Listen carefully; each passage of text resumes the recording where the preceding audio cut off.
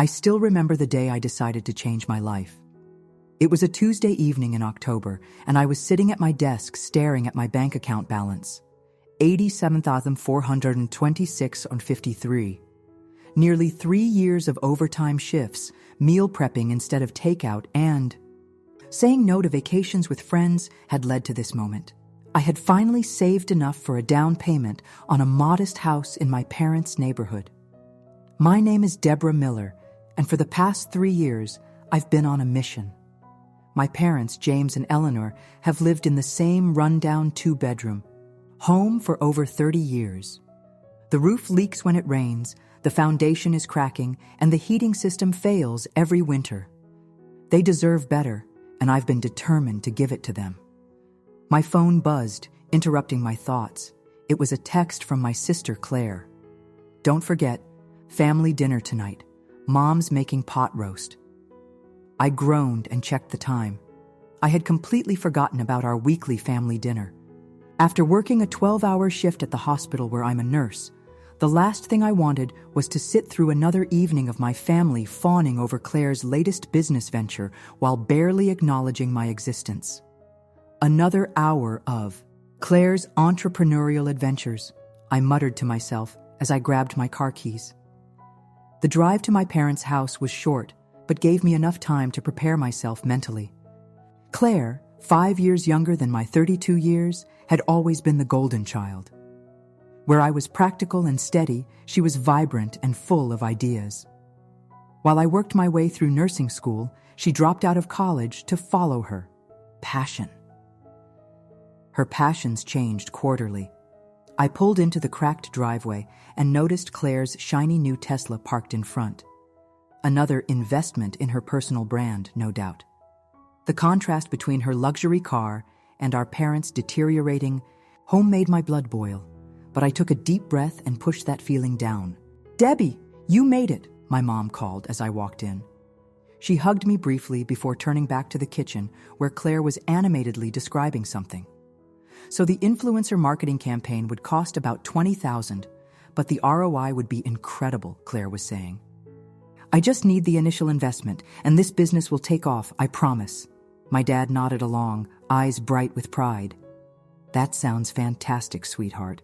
We always knew you had a good head for business." "What kind of business is it this time?" I asked, trying to keep the edge out of my voice as I hung up my coat. Claire turned to me with an exaggerated sigh. "It's not this time, Deb. Health Glow is going to revolutionize the wellness industry. Personalized supplement packets delivered to your door based on your DNA profile." "And where exactly are you getting people's DNA profiles?" I asked, raising an eyebrow. "Mail-in kits, obviously," she said with a dismissive wave. "Anyway, I've already got interest from 2 angel investors, but I need to match their funds to show my commitment." I bit my tongue.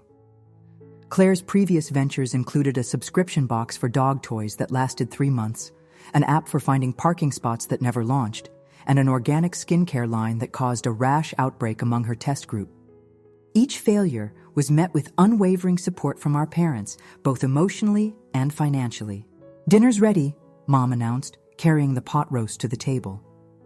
We settled into our usual seats, and Dad said grace before serving. For a few minutes, there was blessed silence as everyone ate, but it didn't last. "So, Mom, Dad," Claire began, setting down her fork. "I've been crunching the numbers, and I think if you could help with just $15,000 from your retirement fund, I could secure the other investors. It's practically guaranteed to triple your investment within a year." I choked on my water. "You're asking them to take money from their retirement fund?" Claire shot me an annoyed look. "It's an investment, Deb. Not everyone wants to work until they drop dead."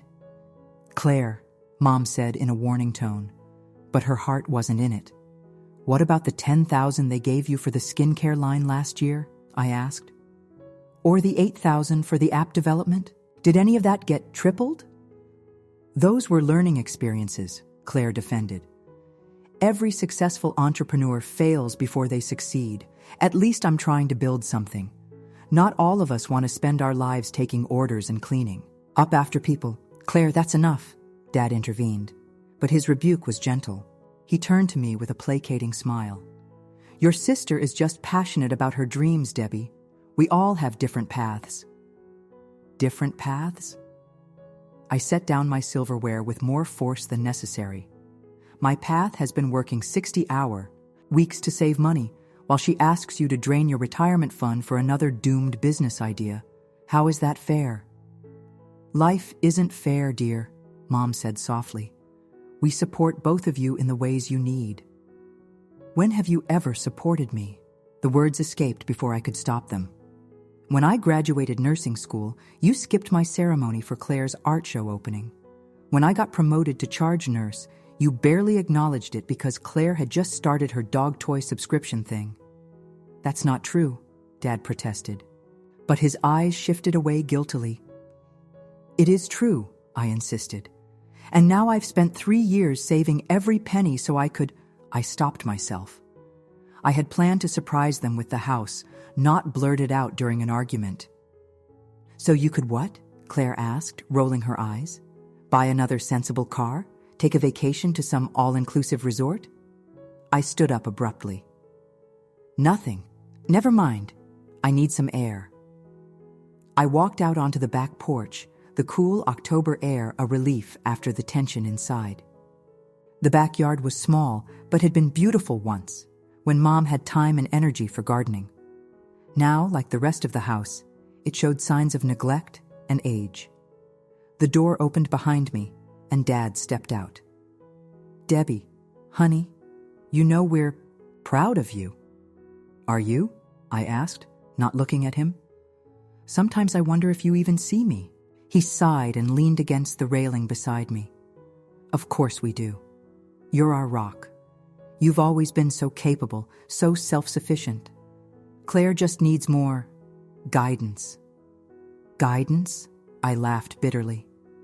You've given her over $50,000 for her businesses in the past few years. That's not guidance, that's enabling.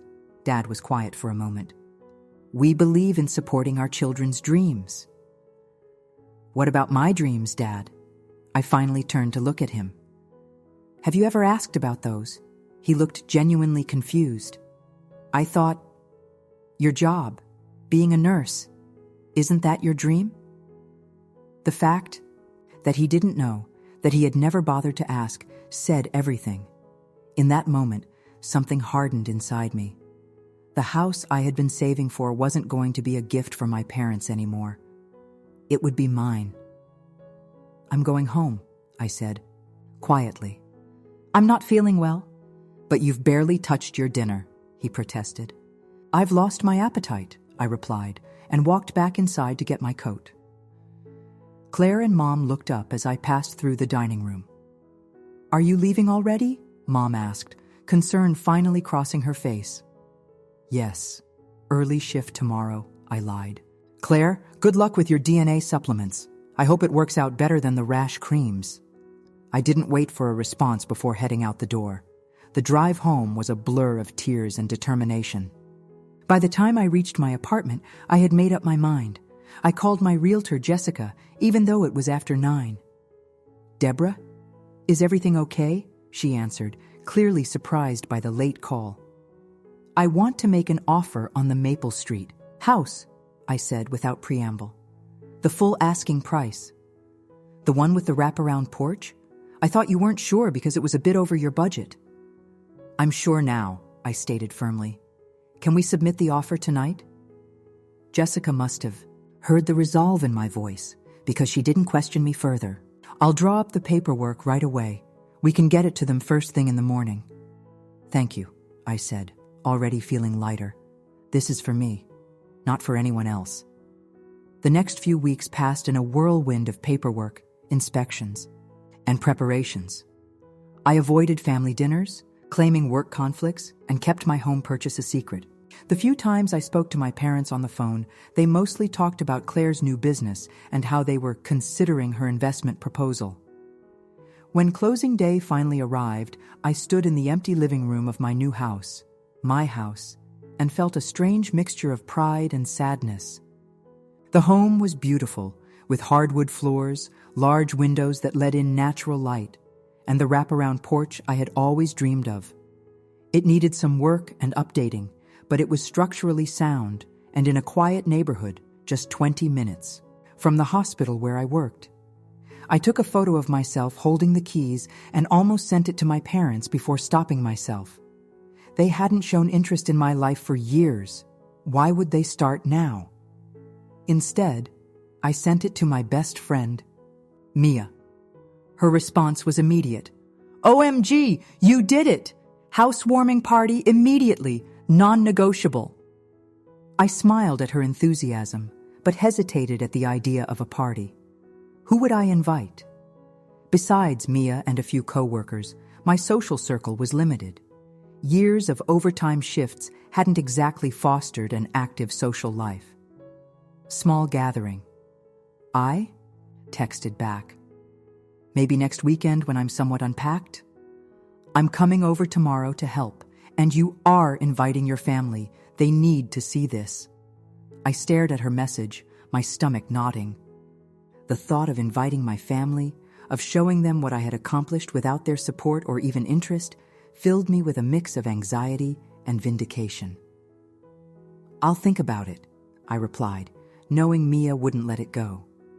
That night, I slept on an air mattress in what would become my bedroom, surrounded by boxes and possibility. For the first time in years, I fell asleep thinking about what I wanted, not what others needed from me. The next week was consumed by unpacking, painting, and making the house feel like home. Mia was true to her word, showing up with coffee and determination to help me settle in. By Friday, the place was presentable enough for company, though many projects remained on my to-do list. "So," Mia said as we collapsed on my new couch after hanging curtains, "have you invited them yet?" I sighed, knowing exactly who she meant. "No?" "Deb," she said in her no-nonsense tone, "you bought a house, a whole damn house, on your own, without help from anyone. Do you know how rare and amazing that is?" "It's not that big a deal," I mumbled, though part of me knew it was. "It is a big deal," Mia insisted, "and your family should see what you've accomplished. Even if they don't appreciate it, you deserve to show them." I picked at a loose thread on the couch cushion. "What if they don't come?" "Then that tells you everything you need to know," she said softly. "But you need to invite them, for yourself." After Mia left, I sat on my porch swing, watching the sunset and contemplating her advice. The neighborhood was peaceful, with tall maple trees lining the street and well-kept homes that spoke of stability and care. This was what I had worked for, not just a house, but a sense of permanence, of having something that was entirely mine. With a deep breath, I pulled out my phone and created a group text to my parents and Claire. "Having a small housewarming gathering next Saturday at 6 p.m. Would love for you to come. Address to follow if you can make it." I hit send before I could second-guess myself, then set my phone face down on the swing beside me. Whatever their response, I had taken the first step toward a new relationship with my family, one where I stood on equal footing. My phone buzzed almost immediately. It was Claire. "Housewarming? Did you move? Again? Didn't you just get that apartment like a year ago?" I rolled my eyes. I had been in my apartment for over 3 years, but of course Claire wouldn't know that. Before I could respond, another text came through, this time from Mom. "A housewarming? Oh, Debbie, you should have told us you were moving. Next Saturday. Might be difficult. Claire has a meeting with potential investors, and we promised to help her prepare." The familiar sting of being an afterthought burned, but I wasn't surprised. I took another deep breath and typed my response. "I bought a house, not just moved apartments. It's a big moment for me, and I'd really like you to be there. The gathering won't be long, just a couple of hours." A longer pause followed before Dad replied. "Bought a house? When did this happen? Where did you get the money for a house?" The incredulity in his message made my fingers tighten around my phone.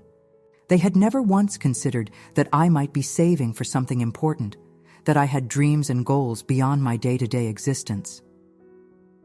"I've been saving for 3 years," I wrote back. "The address is 1842 Maple Street. Hope you can make it." I set my phone down again and closed my eyes, letting the gentle motion of the swing soothe my frayed nerves. They probably wouldn't come. Claire's investor meeting would take priority, as her endeavors always did. But at least I had invited them. At least I had acknowledged my own achievement, even if they wouldn't. To my surprise, my phone buzzed again, with a message from Dad. "We'll try to stop by, but it might be brief. Congratulations, Debbie." It wasn't enthusiastic support, but it was something. I sent a thumbs-up emoji and went inside to make a list of what I needed for the gathering. Whether my family came or not, I would celebrate this milestone. The day of the housewarming arrived with perfect early autumn weather, clear skies, crisp air, and leaves just beginning to turn. I spent the morning cleaning and arranging platters of finger foods, my stomach a knot of anticipation. Mia arrived early to help, bringing a home sweet home doormat as a gift. "It's going to be great," she assured me, squeezing my arm. "And if they don't show, screw 'em. We'll have more wine for ourselves." By 6 o'clock, my co-workers began to arrive, exclaiming over the house and bringing thoughtful gifts, plants, candles, wine. Everyone seemed genuinely happy for me, asking for tours and complimenting my decorating choices. Their warmth loosened the knot in my stomach slightly, but I still found myself glancing at the door whenever it opened. By 7, I had given up hope. My family wasn't coming. I was in the kitchen, refilling a cheese plate when the doorbell rang. My heart leapt, but I forced myself to move casually to the door. There they stood, Mom, Dad, and to my shock, Claire. They looked uncomfortable, like they were visiting a stranger's home. "Come in," I said, stepping back to allow them entry. "I'm glad you could make it.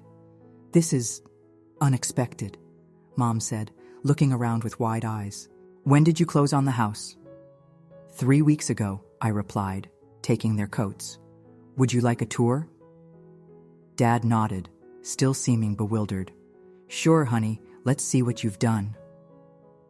I led them through the living room, where Mia gave them a cool nod, and into the dining room with its built-in china cabinet.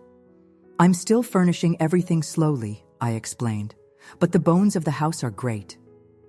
"It must have cost a fortune," Claire commented, running her finger along the mantel of the decorative fireplace. "How did you afford this place? Did you get an inheritance from Grandma we don't know about?" The implication that I couldn't have earned this on my own made my jaw clench. "No, Claire, I saved. For 3 years I took every overtime shift I could get. I haven't had a vacation since nursing school. I brought lunch to work instead of buying it." "But still," Dad interjected, "a house in this neighborhood? You must have had help." "No help," I stated firmly. "Just determination and a lot of sacrifices." I continued the tour, showing them the updated kitchen, the small office I had set up, and the 3 bedrooms upstairs. Their reactions were muted, with occasional comments about the amount of work certain areas might need, or questions about the cost of utilities. When we returned downstairs, Mom finally asked the question I could see had been on her mind. "But why, Debbie? Why tie yourself down with a big house? It's just you. Wouldn't a condo have been more practical?" I looked at her, really looked at her, and saw genuine confusion.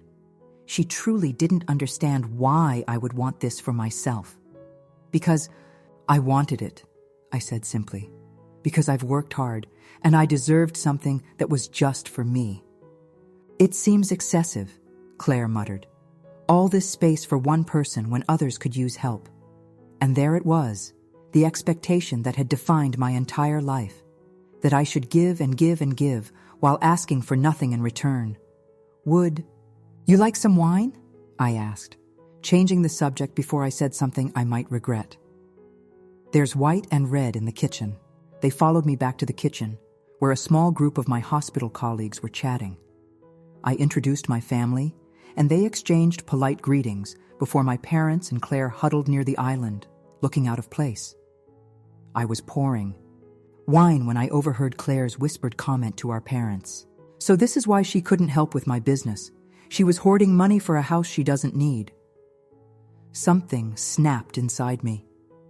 I set the wine bottle down with a thud, causing several people to look over.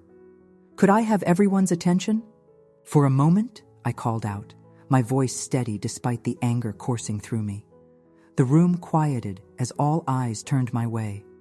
I want to thank you all for coming tonight to celebrate with me, I began. This house represents years of hard work and sacrifice, and having you here to share it means the world to me. I took a deep breath, my gaze finding my family's puzzled faces. When I started saving 3 years ago, my plan was actually to buy a house for my parents.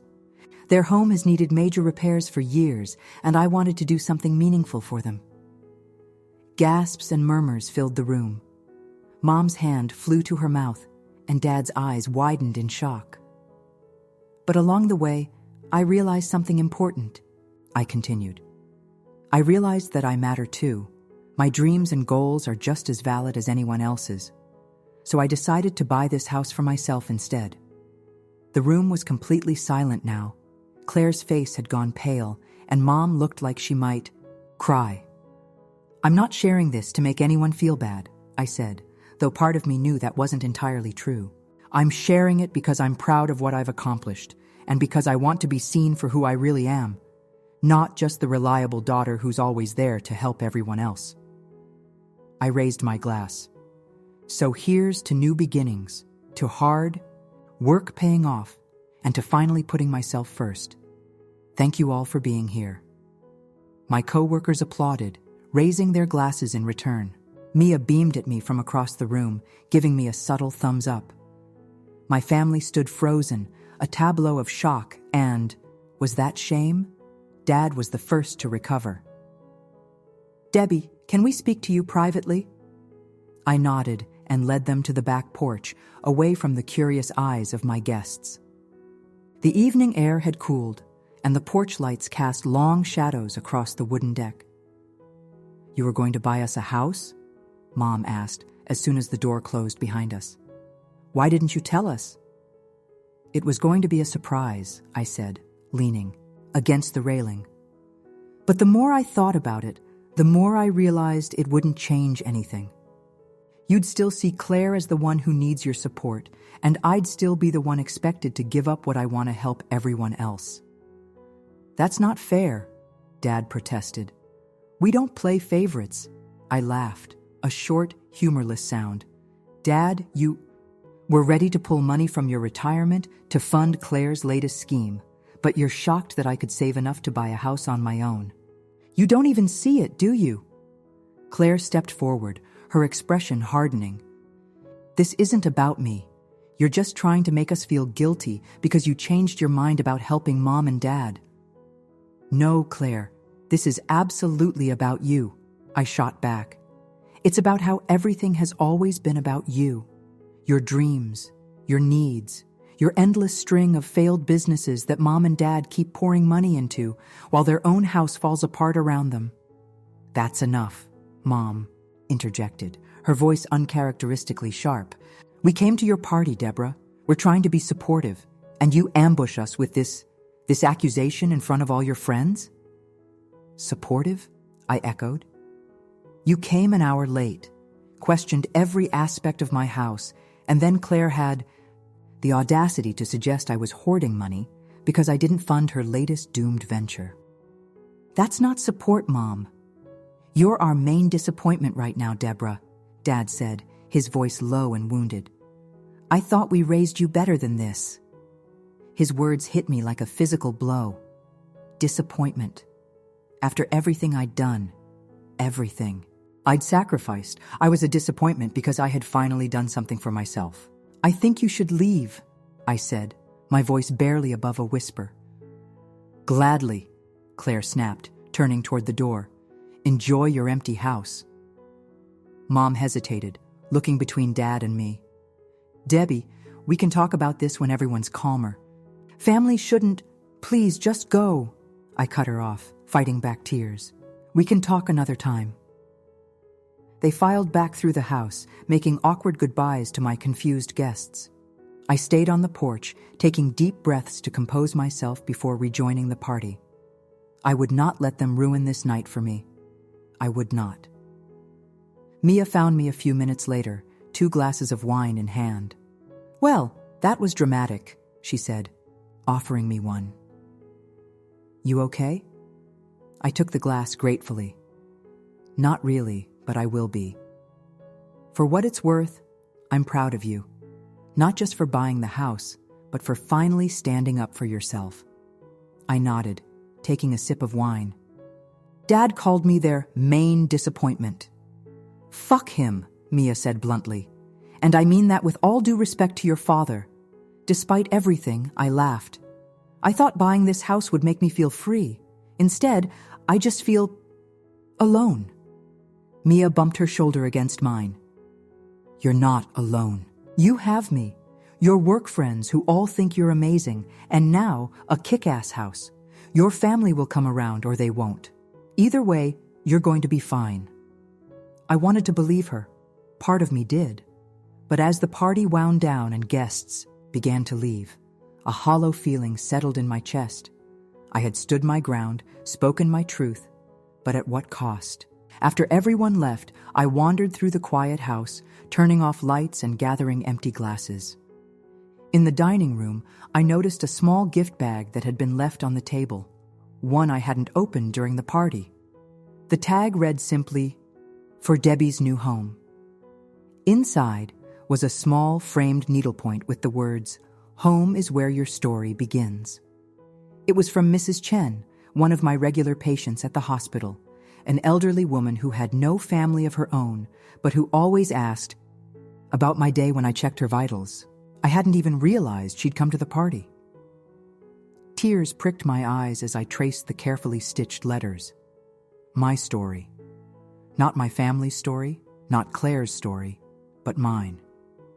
Perhaps that was what this house really represented. The beginning of my own story, on my own terms. I hung the needlepoint in the entryway before heading upstairs to bed. Tomorrow would be a new day, the first full day in my home without the weight of secrets or expectations. Whatever came next with my family, I had taken the first step toward a life that was truly mine. The first few days after the housewarming passed in a strange, suspended state. I worked my shifts at the hospital, continued unpacking boxes at home, and tried not to check my phone every few minutes for messages from my family. None came. A week after the party, I was planting flowers in the front yard when a familiar car pulled into my driveway. My mother stepped out, looking hesitant but determined. "Mom," I acknowledged, brushing dirt from my hands as I stood. "This is a surprise." "I should have called first," she said, clutching her purse strap. "But I was afraid you wouldn't want to see me." I gestured to the porch steps. "Would you like to sit?" She nodded, and we settled on the steps side by side, an uncomfortable silence stretching between us. The late morning sun was warm, highlighting the silver strands in her once dark hair. When had she gotten so many gray hairs? When had the lines around her eyes deepened so much? "Your flowers will look lovely when they bloom," she finally said, nodding toward the half-planted bed of tulip bulbs. "That's the hope," I replied, "though I've never had much of a green thumb." "You get that from your father," she said with a small smile. "I used to do all the gardening at our house." I remember. The backyard was beautiful when I was little. Another silence fell, less tense than before, but still heavy with unspoken words. "I owe you an apology, Debbie," Mom finally said, her voice soft but steady. "What you said at your party, it made me realize some things I hadn't wanted to see." I waited, afraid to hope for too much. When Claire dropped out of college, your father and I were so worried. We thought if we didn't support her, she'd end up lost, maybe even homeless or addicted to something. Mom twisted her wedding ring, a nervous habit I recognized from childhood. But you've always been so capable, so independent. We never worried about you because we knew you'd be okay." "That's the thing, Mom," I said carefully. "Being capable doesn't mean I don't need support or recognition. It doesn't mean I should always be the one giving while Claire always takes." She nodded slowly. "I see that now. We took you for granted, and it wasn't fair." "No, it wasn't," I agreed, some of the tension in my shoulders easing at her acknowledgement.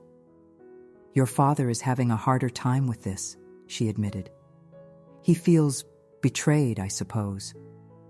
That you were saving to help us and then changed your mind." "I didn't owe you a house, Mom," I said, more sharply than I intended. "The fact that Dad sees it as a betrayal rather than my right to spend my own money how I choose is exactly the problem." I know, she soothed. "I'm not saying he's right, just that he's hurt and confused." "And Claire?" I couldn't help asking. "How does she feel about all this?" Mom sighed deeply. "Claire is being Claire, dramatic, defensive, but I think she's also doing some soul-searching. She canceled her meeting with those investors. That genuinely surprised me." "She did? Why?" "She said she needed to rethink her business plan," Mom replied with a small shrug. "I think your words hit home more than she wants to admit." We sat in silence for a moment, watching a pair of cardinals flit between the maple trees lining the street. It was a peaceful neighborhood, one where I could imagine building a life over many years. "It's a beautiful home, Debbie," Mom said, quietly. "You should be proud." "I am," I said, and I meant it. Despite the family drama, I was proud of what I had accomplished. "Would you like to come inside? I've unpacked most of the boxes now." Mom smiled, a genuine smile that reached her eyes. "I'd like that very much." We spent the next hour touring the house again, but this time with Mom asking real questions, commenting on my decorating choices, and suggesting plants that might thrive in different rooms. It wasn't a complete reconciliation, but it was a start. As she was preparing to leave, standing in the entryway putting on her coat, she paused. "Your father and I have been talking about selling our house and downsizing, even before all this. The upkeep is becoming too much for us." "Oh?" I tried to keep my voice neutral, though my heartbeat quickened. "Have you looked at any places?" "Not yet. But we thought, maybe you could help us? You've gone through the process recently, and you've always had good judgment about these things." The request was small but significant, an acknowledgement of my expertise, a reaching out for my help rather than an expectation of it. "I'd be happy to," I said, a warm feeling spreading through my chest. "Maybe we could look at listings online." "This weekend?" "I'd like that," Mom replied, reaching out to squeeze my hand. "Thank you, Debbie." After she left, I returned to my gardening, planting the remaining tulip bulbs with renewed energy. The conversation with Mom hadn't fixed everything, but it had opened a door that I had feared was permanently closed. That evening, as I sat on my porch swing with a glass of wine, watching the sunset paint the sky in shades of pink and gold, my phone buzzed with a text from Claire. "Can we talk? Coffee tomorrow, maybe?" I stared at the message, conflicting emotions swirling inside me. Part of me wanted to ignore it, to protect myself from another dismissal of my feelings, but another part, the part that had always loved my little sister despite everything, wanted to give her a chance. "Sunrise Cafe at 10? I texted back. "I'll be there," came her immediate response. The next morning, I arrived at the cafe early, nabbing a quiet corner table and ordering a latte to calm my nerves. Claire had always been unpredictable, and I had no idea what to expect from this meeting. She arrived precisely at 10, looking uncharacteristically subdued in jeans and a simple sweater rather than her usual fashionable attire. Her eyes were rimmed with red, as if she hadn't slept well or had been crying. "Hey," she said, sliding into the seat across from me. "Hey," I echoed, pushing a menu toward her. I ordered my drink already, but take your time. After the server took Claire's order for a chai tea, an awkward silence fell. Claire fiddled with a sugar packet, avoiding my eyes. So, I finally said, you wanted to talk? She nodded, taking a deep breath. I've been doing a lot of thinking since your party, about what you said, about everything, really. I waited, giving her space to continue. You were right, she admitted, the words seeming to cost her. I've been selfish. I've taken Mom and Dad's support for granted, and I've never acknowledged how hard you work or what you've accomplished. Thank you for saying that, I said, genuinely touched by her admission. It means a lot. The thing is, she continued, her voice wavering slightly, I've always been jealous of you, Deb. You've always known exactly what you wanted and how to get it. You're so competent at everything. It's intimidating. I nearly choked on my latte. You've been jealous of me? Claire, you're the one Mom and Dad have always adored. You're beautiful, creative, brave enough to chase your dreams. Chase my dreams? She laughed bitterly. I've never stuck with anything long enough to call it a dream. I just keep jumping from one idea to another because I'm terrified of failing. At least if I abandon something before it completely falls apart, I can pretend. It would have succeeded eventually. Her honesty stunned me. In all our years of sibling rivalry, we had never spoken this openly about our insecurities. I didn't know you felt that way, I said softly. How could you? I've never told anyone. She stirred her chai tea absently. When you said you'd been saving to buy Mom and Dad a house, God, Deb, I felt about 2 inches tall. Here I was, asking them for more money for another half-baked business idea, while you were secretly trying to give them a whole new home. That wasn't my intention, I assured her. I wasn't trying to make you look bad or, I know, she interrupted. That's what makes it worse. You weren't trying to be the better daughter. You just are. You always have been. That's not true, I insisted. We're just different people with different strengths. Maybe, she conceded with a small smile. But I need to start taking responsibility for my life. I'm 30 years old, still living off our parents' goodwill, with nothing to show for it but a string of failed ventures and a Tesla I can't afford. What are you going to do? I asked, curious about this new, reflective Claire. I got a job, she announced, straightening her shoulders. Nothing glamorous, administrative assistant at a marketing firm. But it's steady income, and I can learn the business from the inside while I figure out what I really want to do. Claire, that's fantastic, I said sincerely. I think that's a really smart move. Thanks. She hesitated, then added, I'm also looking for an apartment, a cheap one. I've been living in Mom and Dad's guest room to save money, but let's be honest, I've just been avoiding growing up. I reached across the table and squeezed her hand. I'm proud of you. That takes courage. I don't know about courage, she said with a self-deprecating laugh. More like desperation. I don't want to wake up at 40 still sleeping in my childhood bedroom and borrowing money from our aging parents. Well, whatever prompted it, I think it's a positive step. We fell into a more comfortable conversation then, discussing apartment, hunting tips, and the challenges of entry-level jobs. For the first time in years, perhaps ever, we were talking like friends instead of competitors. As we were finishing our drinks, Claire looked at me with unexpected seriousness. Would you help me? With finding an apartment and learning to budget and all that adult stuff you're so good at? I promise I'm not trying to take advantage. I trust your judgment more than my own right now. The request touched me deeply. Not because she needed my help, Claire had always needed help, but because she was asking for it directly, with humility and self-awareness. Of course I will, I agreed. That's what sisters are for. Her smile was grateful and a little shy. And maybe, could I come see your house again sometime? Get a proper tour without all the drama?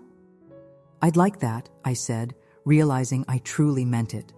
How about dinner next week? I make a mean lasagna. It's a date, she agreed, her eyes brightening. And Deb? I'm sorry for everything. I hope it's not too late for us to be real sisters.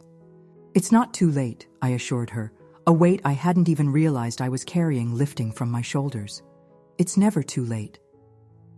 As we left the cafe, Claire surprised me with a tight hug. Thank you for not giving up on me, she whispered. I never could, I replied honestly. We're family. The next week brought more changes and small steps toward healing. Mom and I spent Sunday afternoon looking at condo listings online, identifying several that might suit my parents' downsized lifestyle.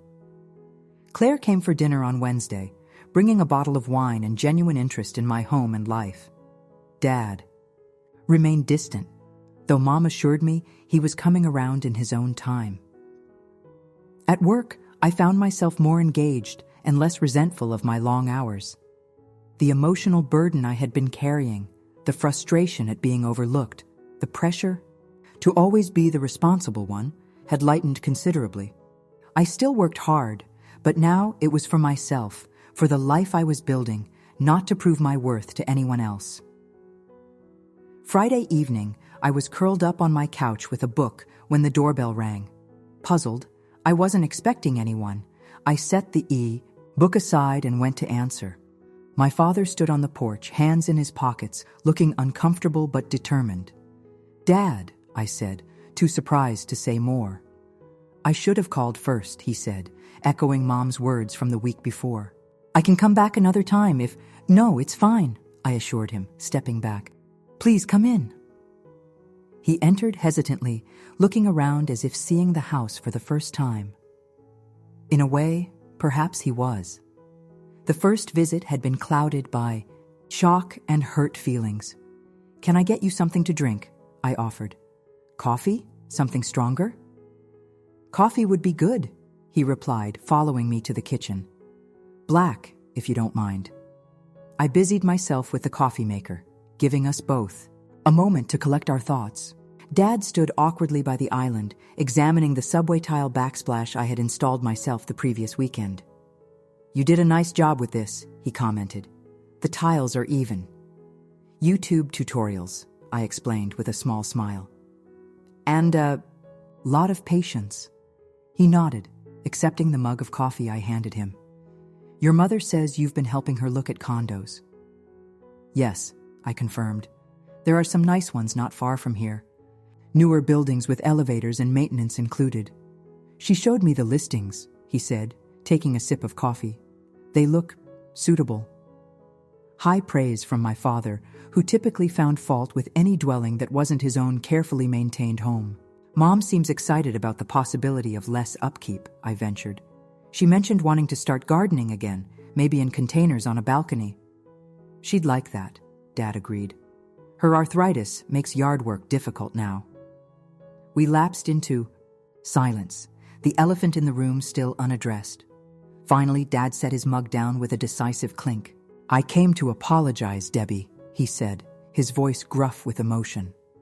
What I said at your party, calling you a disappointment, that was wrong and untrue. The apology, so unexpected and direct, made my throat tighten. Thank you for saying that, Dad. You've never been a disappointment, he continued, his gaze steady on mine. Quite the opposite. You've always made me proud. Your dedication, your work ethic, your compassion.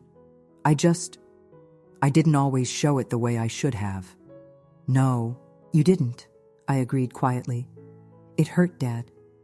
Watching you and Mom pour so much attention and support into Claire while barely acknowledging my achievements.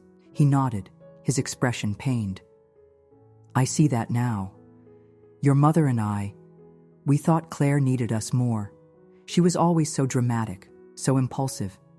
And you were so capable, so independent. We didn't realize that being self-sufficient doesn't mean you don't need recognition or support. It was almost exactly what Mom had said, suggesting they had discussed this at length. The thought of my parents reflecting so seriously on our family dynamics gave me hope. I'm not saying we were right, Dad continued. We weren't.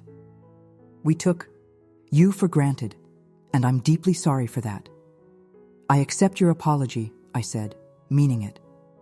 And I'm sorry too, for the way I handled things at the party. I could have spoken to you privately instead of— No, Dad interrupted firmly. You had every right to speak your truth. We needed to hear it, hard as it was. He reached into his jacket pocket and pulled out a small, wrapped package. I brought you something, a housewarming gift, long overdue. I accepted the package with curiosity, carefully unwrapping it to reveal a small, ornate silver key. It was my grandfather's, Dad explained.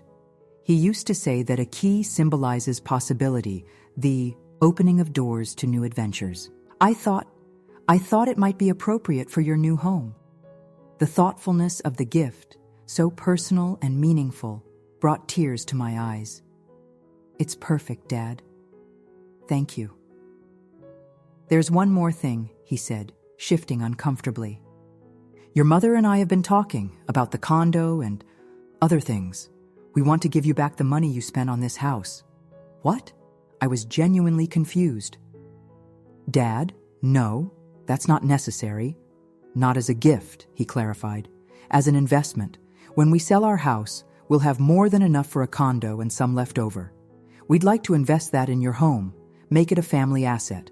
Not because we don't think you can handle it on your own, but because we want to be part of what you're building. The offer stunned me. It wasn't about control or obligation. It was about partnership, about recognizing my accomplishment while also extending support in a way that respected my independence. I'd need to think about it, I said honestly. It's a big decision. Of course, Dad agreed readily. No pressure. Just consider it, please. I will, I promised. We finished our coffee in a more comfortable silence. The tension between us significantly diminished, if not entirely gone. When Dad stood to leave, he hesitated, then pulled me into a hug. Not the quick, perfunctory embraces we usually shared, but a real hug, tight and meaningful. I'm so proud of you, Debbie, he whispered. And I love you. I don't say that enough. I love you too, Dad, I replied, holding on to him a moment longer. After he left, I stood in my entryway, turning the silver key over in my hands, a symbol of possibility, of doors opening to new adventures. How fitting for where I found myself. Now, not just in a new home, but in a new phase of my relationship with my family. The next morning, I woke early to the sound of the doorbell. Confused and a little concerned, who would be visiting at 7:30 on a Saturday? I pulled on a robe and hurried downstairs. When I opened the door, I found my parents and Claire standing on my porch, arms laden with boxes and bags. Behind them, a small moving truck idled in my driveway. What's going on? I asked, thoroughly bewildered. What is all this? Surprise, Claire announced with a grin. We're helping you move in properly. I'm already moved in, I pointed out, still confused. Mom stepped forward, her smile warm and a little shy. We noticed during our visits that you still have a lot of empty rooms. A lot of projects half finished. We thought maybe you could use some help. And some furniture, Dad added, nodding toward the truck.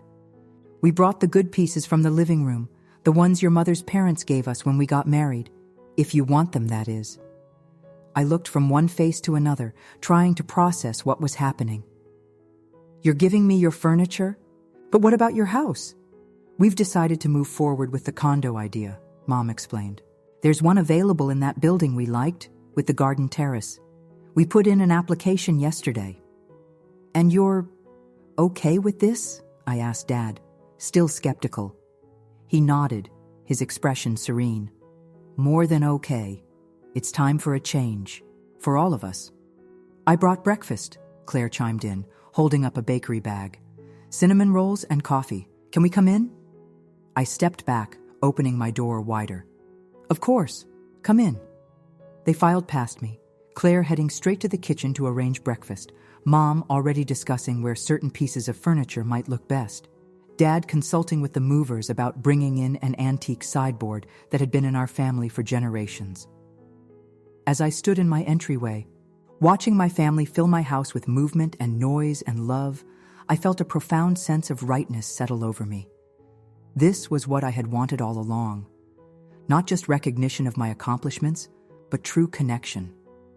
Not just a house, but a home filled with the people who mattered most.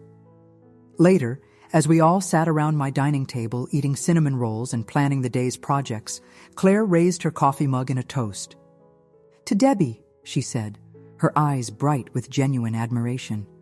"Who taught us all what it means to stand up for yourself while still keeping your heart open? I'm lucky to call you my sister." "To Debbie," Mom and Dad echoed, raising their mugs. Felt my cheeks flush with pleasure and a touch of embarrassment. "To family," I countered, "and new beginnings." As the sunlight streamed through the windows of my home, truly my home now, filled with both my independence and my family's love, I knew that I had found my balance at last.